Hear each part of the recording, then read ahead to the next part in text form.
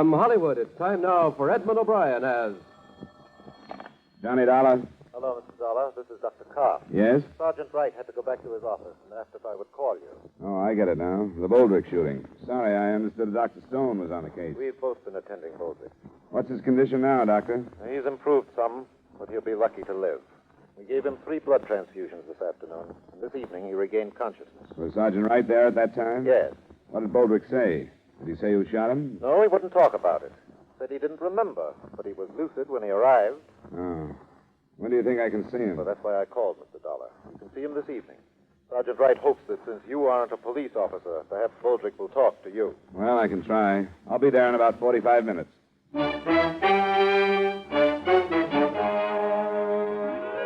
Edmund O'Brien in a transcribed adventure of the man with the action-packed expense account, America's fabulous freelance insurance investigator. Yours truly, Johnny Dollar.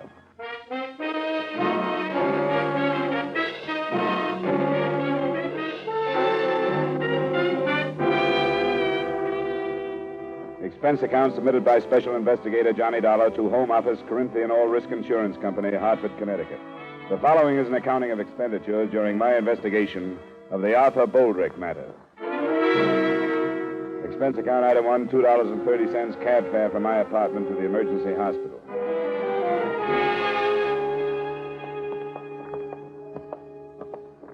I wouldn't stay with him too long, Dollar. All right, Just Doctor. a few minutes. You'll be able to tell when he tires. This is the room. Well, Boldrick, how are you feeling now? I don't know. You're coming along fine. This is Mr. Dollar. He represents your insurance company. Hello, Boldrick. Sorry about what happened. Yeah. Mr. Dollar wants to ask you a few questions. I've told him not to stay too long, but if you feel tired, you can tell him to leave. I'll drop by and see you later. You think I'm going to die? Is that why you're here? Oh, of course not. Doctor told me you were out of danger. I've just got some routine questions to ask you. You say it was a man that shot you? Yeah. Somebody I never saw before, that I can remember. But I don't know what happened. You remember where you were when you were shot? It was in the backyard near the garage. I was right by the garage door, and this guy come around from the alley, and What did he say to you?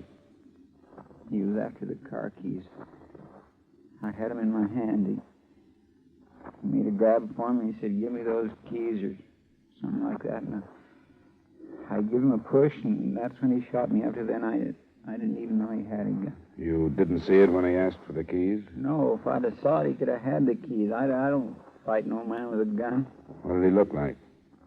Oh, that's one of the things I don't remember too good. It happened so fast. He was wearing like overalls or something. What color? Oh, blue. It seems like only faded. Could have been shirt and pants too. It was awful fast. There he was, and then it happened. What else about him? That's about all. I think he was sort of dark, but I don't think I'd even know him for sure if I saw him again. Maybe I would. Maybe you'll remember more if you try. I will. I figure this guy, whoever he was in trouble or something, and he just needed a car in a hurry. But he didn't take the keys. Well, I figured he lost his nerve. Wilma come running out when she heard the noise. Will Wheeler from next door. This guy was gone when they got to me. Well, I won't bother you any longer, Boldrick. You will help find this man if you'll think about it as much as you can and try to remember what he looked like. Oh, don't worry, I will. Hey, mister, do you think they'll let my wife come to see me tonight? I'd sure like to see her. I don't know. But I'll ask Dr. Carf on the way out. I'll see you later, Boulder.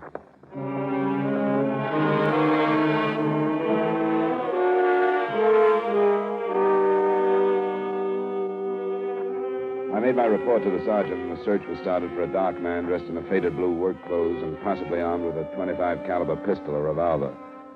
It was only 7 o'clock, barely dusk, so I cabbed out to the Boldrick address.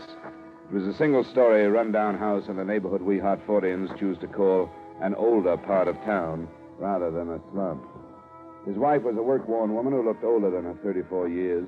She led me into the backyard and showed me the garage that faced on an alley and the spot still stained where her husband had lain. Who was there? Nobody was in sight when you got out here? Mm-mm. I didn't see nobody. Neither did Will Wheeler. Your husband mentioned him. He lives next door?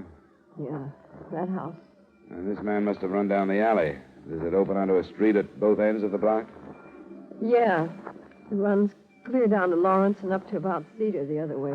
I should think that most of the people in the neighborhood would be home at that time. The time he was shot, wouldn't you?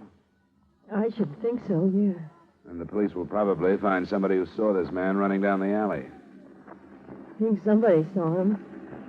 But most people... Wilma, everything all right? Yeah, Will. It's all right. Somebody's bothering you and you don't feel like it, just tell me. It's all right, Will. He's from the insurance. My name is Dollar. You must be Mr. Wheeler. That's right. I don't think nobody ought to be bothering Velma in the middle of all this trouble. I wanted to meet her and ask a few questions, that's all. I'm through. All right, then go on in the house, Velma.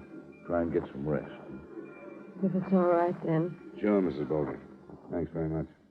All right. I guess I couldn't help very much. Mrs. got her in pretty bad shape, finding Art like that. And then they won't let her go and see him. How is he, do you know?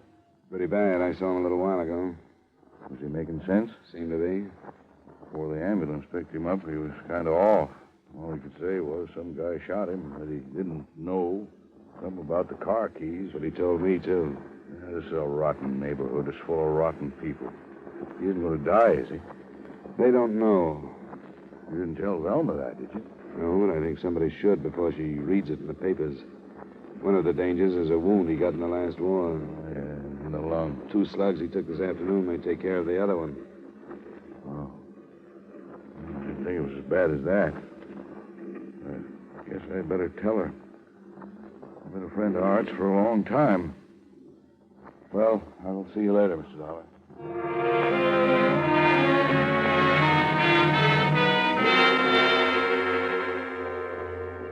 As I left the neighborhood, I noticed 2 police cars, so I knew Sergeant Wright's men were at work. I was in his office a little later when 2 of the men brought a witness in. This is Mr. Dollar, Mrs. Cole. How do you do? Mrs. Cole?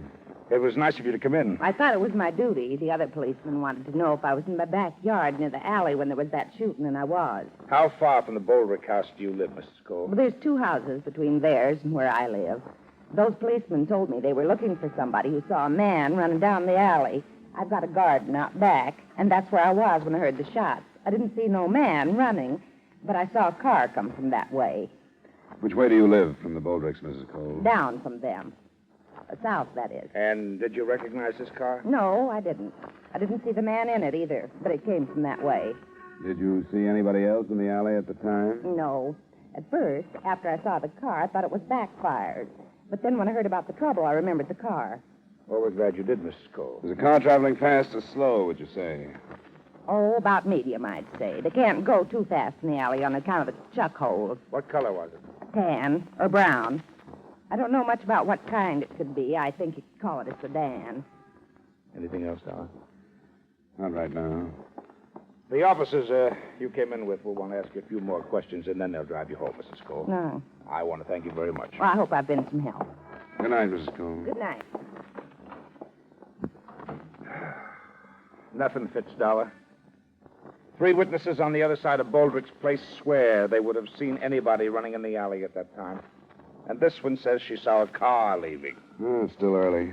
I guess we'd better phone the hospital, find out if we can see him, huh? Yeah. Yep. I'll put out an alarm on a brown or tan sedan, and then I'll call.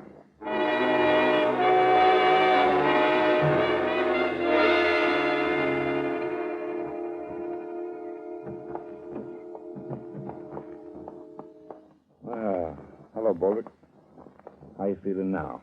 Not so good. How come they tell me I'm not strong enough to see my wife, and then they let you guys come in?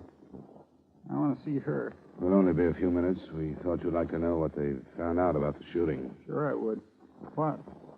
Well, enough to make us wonder if you're telling the truth about what happened. I don't get you. 3 witnesses who live in your block say that a man didn't run down the alley after the shooting. Well, I can't help what they said, can I? But another witness said she saw a car drive away. The more people we question, Boldrick, the less possible it seems that this man you talk about could have shot you. They'd have no reason to lie, so we've come back to you. You haven't been telling the truth, have you? Why should I do anything else? What about this car that drove away? I didn't see any car. I don't know anything about it. Now, look, you've been evasive about this from the beginning. You told me you couldn't remember, but you had time to think before Dollar got here.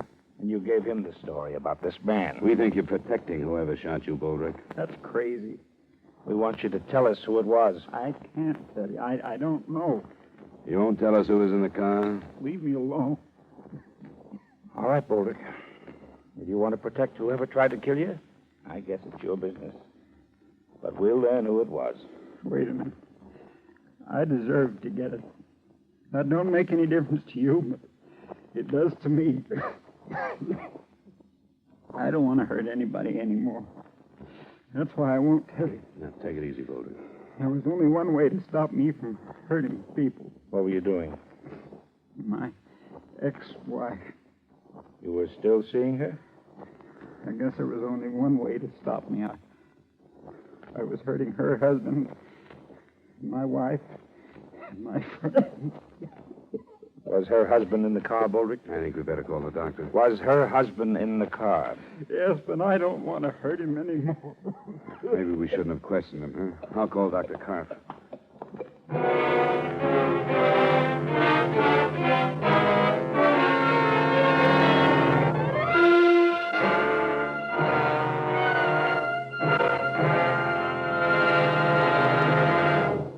We will return you to the second act of yours truly, Johnny Dollar, in just a moment. Johnny Dollar's listening fans will want to make a special note of Johnny's time change, beginning this coming Wednesday, June 20th, over most of these same CBS stations. Follow yours truly, Johnny Dollar, on his San Francisco search for a missing medico, a puzzling case Johnny calls the Malcolm Wish matter. Enjoy it when you hear yours truly, Johnny Dollar, moving to Wednesday nights on CBS, starting on the 20th, next Wednesday. And now with our star, Edmund O'Brien, we return you to the second act of yours truly, Johnny Dollar.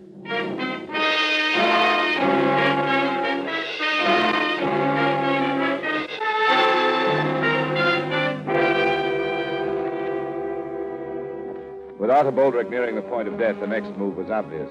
To bring in the man he had accused and arrange a formal identification and accusation. Sergeant Wright called two other officers to stand by the hospital and, in case we were too slow, get a deathbed statement. Then Wright and I left.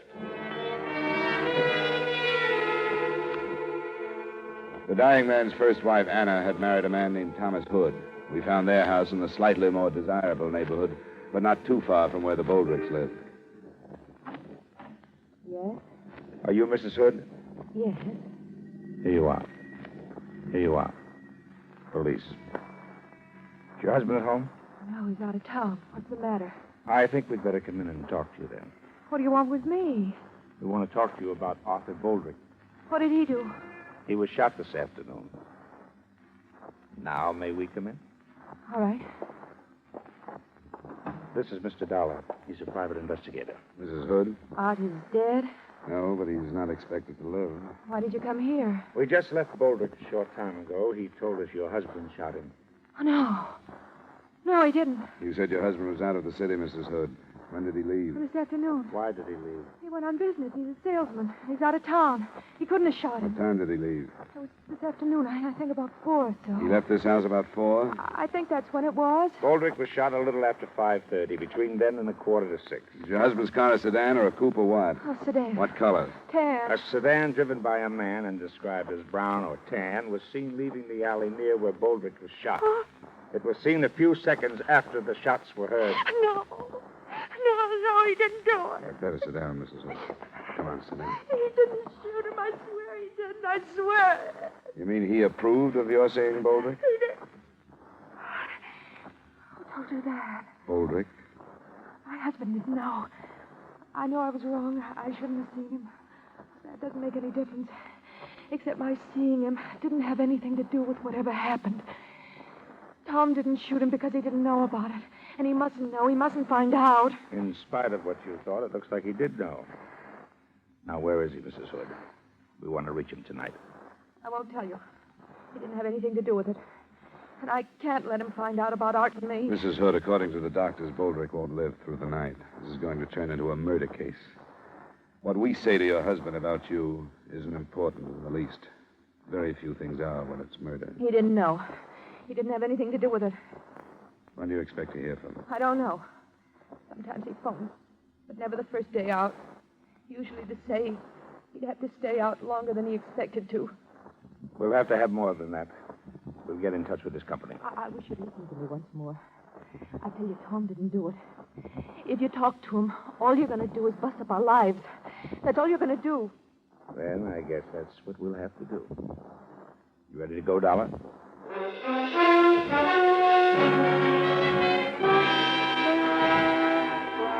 the time we got back to the hospital, Arthur Boldrick was dead. He had made a deathbed statement, and again had named Thomas Hood as the man who had shot him. While Sergeant Wright went to work on locating him, I stopped by the Boldrick house.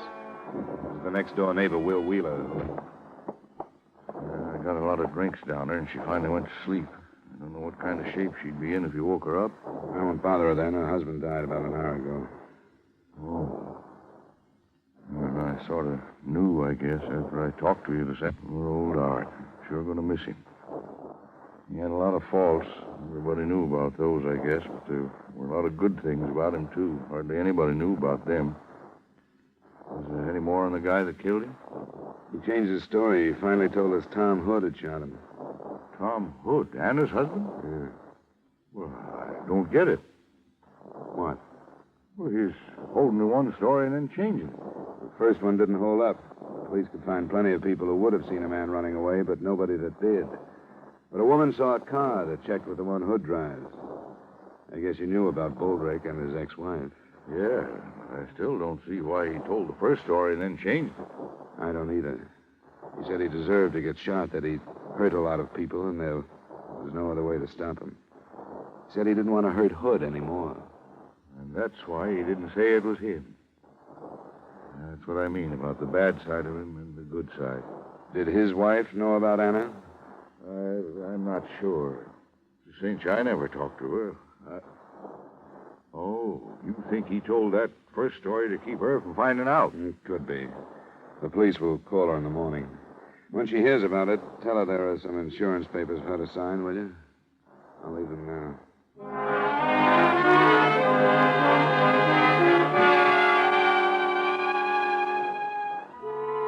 The next morning, when I phoned Sergeant Wright at 10, things stood pretty much the same. Thomas Hood hadn't been located. He supposedly had left for Boston, where he was expected to check into the Royce Hotel, but he never reached there. The Massachusetts police were alerted, and we were sure that part of it was covered. I got to Wright's office at 10:45, and at 11:30, we were thrown a curve. My name is Mandel. I read in the paper this morning about the shooting out north yesterday. Well? My friend said I was a fool for coming in to see you, but I work on radio repairs, and I delivered a set to some people in the next block that afternoon. What time did you deliver it, Mr. Mandel? About 5:30, a little after. I read how some woman saw a tan sedan going down that alley, and you were looking for it. Well, I'm pretty sure that was mine. You drove through the alley? Yeah, I did. You're sure of the time? You can ask the people who own the set. Their name is Olston, in the next block. You followed the alley through the next block? Yes, I did. The same way that dame said. Did you hear the shots? No, but I think I know why. That alley is bumpy, and I got a few loose bolts in that car. It's pretty noisy. But the car that dame spotted was mine. I'm sure of that. Well, thanks, Mr. Mandel. That's very interesting information. It was interesting, especially in the face of Boldrick's deathbed statement. As far as we could see, Mr. Mandel had no reason to lie. Sergeant Wright and I went back over everything we had. When we'd finished, there were only a few points from which to start the investigation again.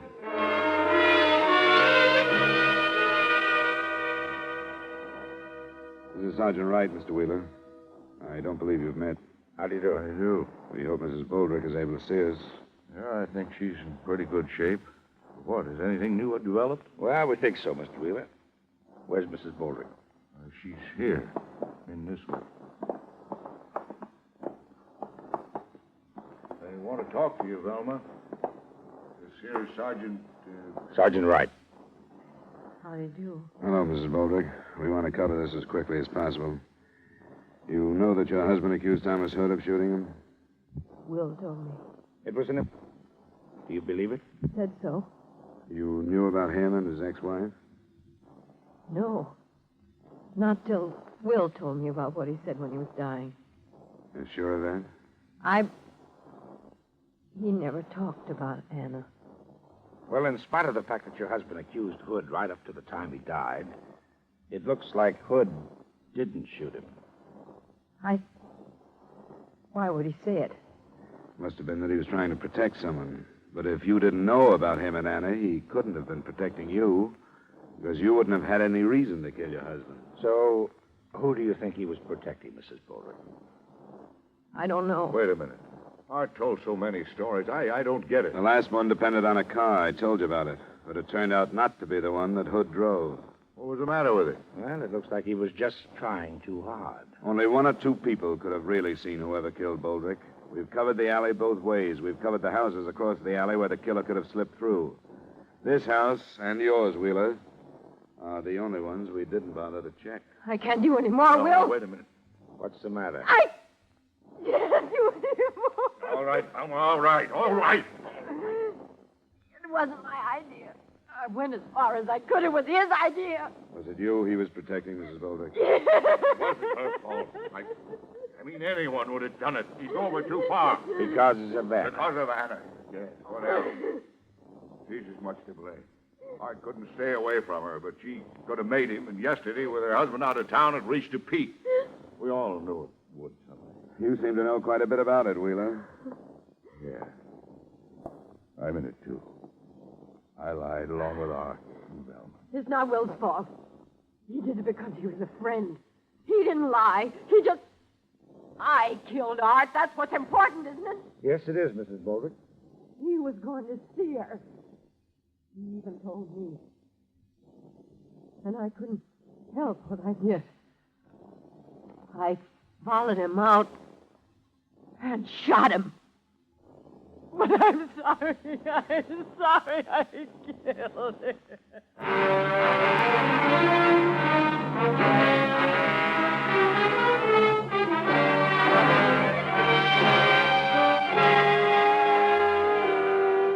Expense account item 2, miscellaneous, $75. Expense account total, $77.30. Remarks? According to precedent, Mrs. Boldrick will probably get one of those widow's specials from 3 to 20 on second-degree murder. That should have her out of prison in a little over 2 years. So the company has that length of time to figure out ways and means to avoid payment of her claim. Yours truly, Johnny Dollar.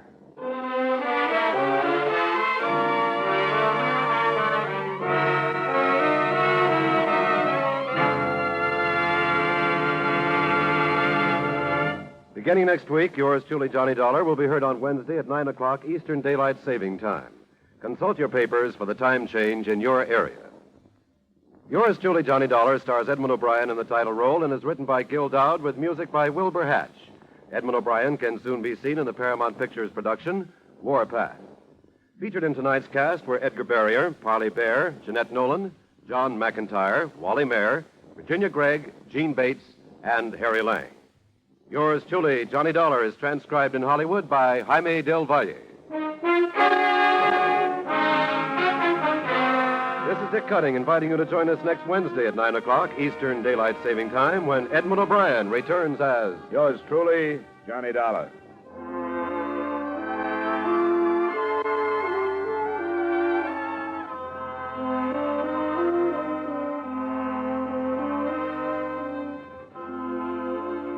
Here is a really novel crime-busting switch. Instead of Cherchez la Femme, it takes a femme to do the detective work on tonight's action-packed Gangbusters Manhunt on most of these same CBS stations. In this fast-paced Gangbusters chase, it takes a lady detective to trap a shrewd safe-cracking trio when her male counterparts fail to get the evidence. And now, stay tuned for 5 minutes of the latest news.